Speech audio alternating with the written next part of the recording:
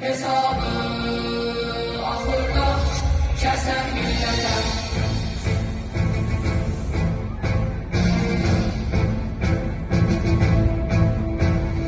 Düşman oğluna çukurdaşları seslesen dikerek dağ kardeşleri. İstesen tarihi bir de başlara mən durgun hayattan bezən millətəm.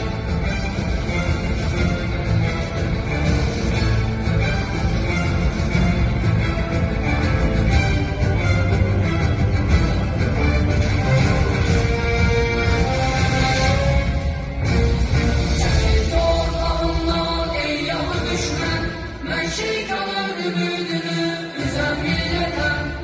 Dünyanın üstüme kaldırdın yeter, dünyanın derdine özen milletem. Çekil torpağımdan ey yağı düşmən, ben şeytanın ümidini üzen milletem. Dünyanın üstüme kaldırdın yeter, dünyanın derdine özen milletem. Bu dünyanın derdine özen milletem.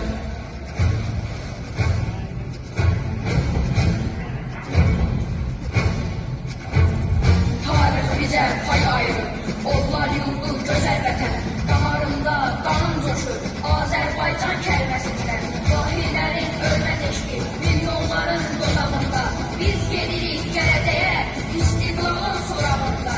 Yağı düşmən tarix boyu, korkutdu millətlə, əl atıbdı, göz dikibdi göydən gələnin qüdrətinə. Minillərlə yana ozan, hər rüzgara sönən deyil, azadlığa könül verən, sevdadan dönen değil, azadlığa gönül veren, sevdadan dönen değil, azadlığa gönül veren, sevdadan dönen değil.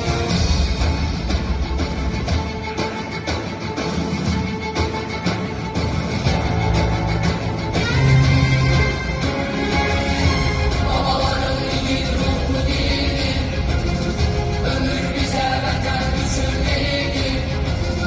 Kısas değil Türk yandaşı şanımız, kurban etsek halal olsun kanımız.